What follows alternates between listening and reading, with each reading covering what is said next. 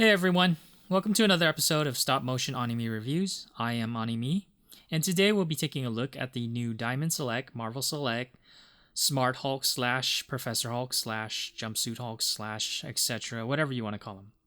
But basically, this is the Hulk as he primarily appears in the Avengers Endgame movie. Now this is utilizing some new articulation on Diamond Select's half. Is it going to be any good? I guess we will see when we take a look at the articulation on this guy. As always, let's have a quick overview of the packaging the figure comes in first, before we take a look at the figure itself. The Hulk comes in the standard affair Diamond Select, Marvel Select action figure box with clear plastic. Display ready, not collector friendly if you want to open the package. Am I the only one who keeps the package even though I take the figures out of them? Or are people mostly just in-box collectors or out-of-box slash throw-the-box-away collectors for these Diamond Select figures? I wonder. Let me know what you do down below in the comments if you collect Select. Anyways, nothing new. Looks like the same packaging that the Endgame Thanos came in. Avengers Endgame logo at the bottom. It says nano-gauntlet Hulk on the side. The Marvel Select logo above. Warning stuff, the big window, the usual. The side spine on the box just has a giant Marvel Avengers Endgame movie logo. And the back of the box has a nice large product shot of the Hulk, the usual logos spread throughout, a small bio read-up, and your usual barcode and fine print no one cares to read. So let's move on. With the figure out of the package still in the plastic, you can see it comes with 2 sets of extra hands, totaling 3 sets overall, and the nano-gauntlet which attaches at the elbow joint. And with the figure out of the packaging, I can say I'm quite pleased with this figure. It has some huge problems for sure, but finally we have a jumpsuit Endgame Hulk for around $25 to $30. If you just want to have a movie-accurate jumpsuit Hulk that you want to keep in a pretty static pose without breaking the bank, then I think you might be happy.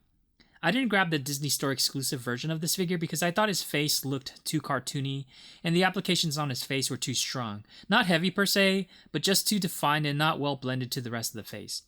It just looked nothing like Mark Ruffalo, but this one is much better and I think the sculpt is even better than the Legends Build-A-Figure version, since he doesn't suffer from that massive forehead syndrome plaguing the Legends version.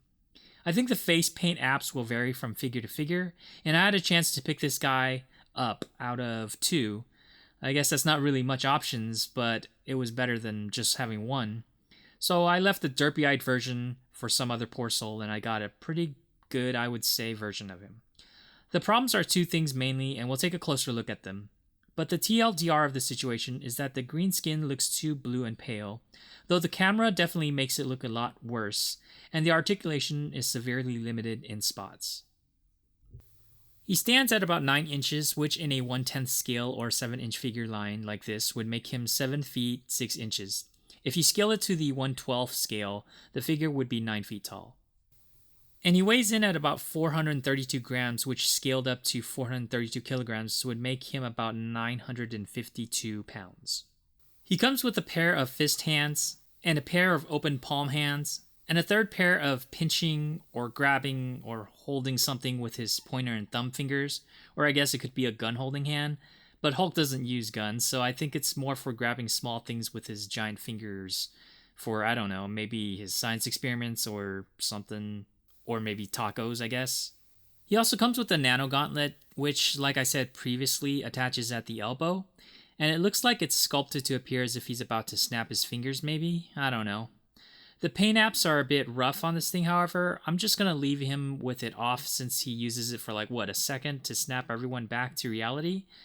But there you go, you have it if you want to put it on, I guess.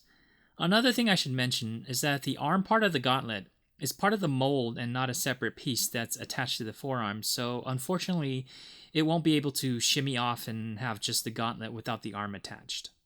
Okay, let's take a closer look at the finer details on this guy. Just a quick overview. Definitely an excellent head sculpt. I think it very much looks like MCU Ruffalo Hulk. The painted on applications always look stronger in camera than in real life, so the face actually looks blended better in real life, so you don't necessarily notice the sharp or distinct paint lines. Maybe it seems like they overdid it with the eyeliner, but it isn't as strong as it might look on camera. Of course, there's the pale skin issue, which, like I said, could be bothersome to some. His hair has some dry brushing to accentuate some highlights or graying of the hair. There are some differences in green skin tones, as there seems to be darker shades of green in the mix as well. It's hardly noticeable and doesn't appear often, but you can clearly see it like on his neck right here. The jumpsuit is very nicely textured throughout, and for the most part, the paint applications are okay. Not horrible. Maybe a little cleaner than on my Select Ant-Man figure. Overall, they're not horribly splotchy for the most part. For those who are familiar with professional wrestling, the suit kind of reminds me of MVP's suit from back in the days with the whole purple and grays thing going on. There's some really nice details to the sculpt, like on his arms and forearms. You can see some nice wrinkles sculpted in that definitely add some nice touches to the figure and the outfit. His fingernails are painted, and so are his toes. His feet look somewhat dirty. I guess from walking around with no shoes on, you track a lot of dirt on your skin. Some more texturing throughout the suit. The hinges at the knees don't have that texturing, however. It would have been nice if they kept that up for consistency's sake. Okay, now to articulation. The figure can't really look down at all. I mean, that's him looking down. I tried, but he won't go past looking straight ahead. So, yeah. He can look up, has head wobble, and full rotation. Upper diaphragm joint gives him a nice range of motion. Mind you, he can't really bend forwards well, and the joint definitely has a springiness to it, like it wants to go back to its original vanilla pose. Also, he has full rotation at that diaphragm cut.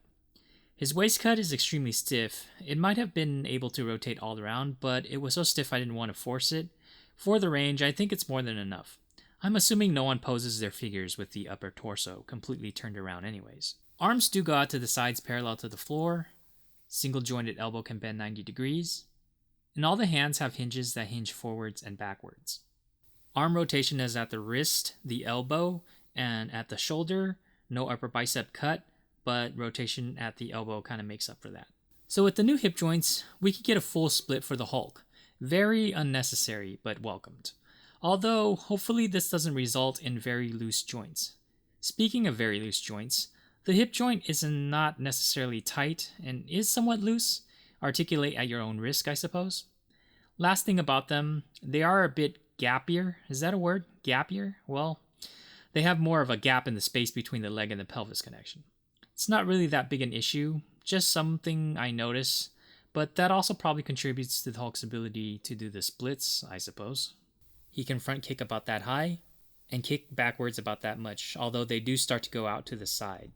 Double jointed knee that bends in nicely. From the front, it actually looks pretty decent. Upper thigh cut allows for rotation. Feet hinge forward until they're stopped by the cuff at the bottom of the pants, and you get that same cuff hindrance hinging backwards. And the ankles do swivel nicely. Now for some size comparisons. Here he is up against the Marvel Select Age of Ultron Hulk, who is massive compared to this newer Hulk. A much better shade of green too, and a lot of nice paint details we don't really get on this jumpsuit Hulk. Here's the Marvel Legends version, who is puny in comparison. The skin tones in real life are actually a little closer between these two. The jumpsuit version has a lot more blue, it seems. And here he is up against the Legends Build-A-Figure Endgame Hulk. As you can see, they are actually pretty close in scale. This Select Hulk is rather on the smaller size and fits in quite nicely to the Marvel Legends line. Once again, the color is much better on the Legends version, but I do think the face sculpt is a lot truer to the likeness with the Select version. Here he is up against the Thanos from the 3-pack. I think they scale pretty well. It looked like Thanos was the same size as the Hulk in the film when they first fought, but I think he's actually supposed to be a little shorter. The Diamond Select Endgame Thanos is definitely too big. If they were to stand vanilla pose, the Thanos actually is taller than the Hulk, so these two don't scale very well. That's unfortunate because this Thanos is the only $25 range Endgame Thanos that doesn't have the old Infinity Gauntlet permanently on. Here he is up against the Legends version with the Infinity Gauntlet permanently on.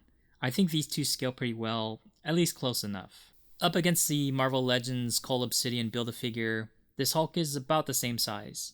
And here he is up against the Marvel Select Juggernaut. Lastly, we have the Marvel Legends Giant Man and Hulkbuster. So thanks for checking out this review/overview of the Diamond Select Marvel Select Endgame nano-gauntlet Hulk figure. You can find this guy possibly floating around your local comic shop, or on Big Bad Toy Store or Entertainment Earth for around $25 to $30. I think this is a great looking figure. I've wanted this particular figure for a while. I know most people don't like this version of the Hulk from the movie, but I think they could only do so much with the Angry Hulk, so they tried to change it up a little. I guess it didn't work out for everyone. But still, if you're looking for a Hulk to fit in with maybe your Endgame specific Legends line, You can't really go wrong with this one unless you want him smashing stuff and jumping around and angry faced and emoting all the time. But personally, I really like this guy. So thanks for sticking around and checking out this review. Like I said, if you like what you saw and you want to see more from me, consider subscribing and give me a thumbs up for the video. It really helps me out. Don't forget to comment if you want. I usually try to reply to everyone who comments. Once again, thank you, and I'll see you guys next time.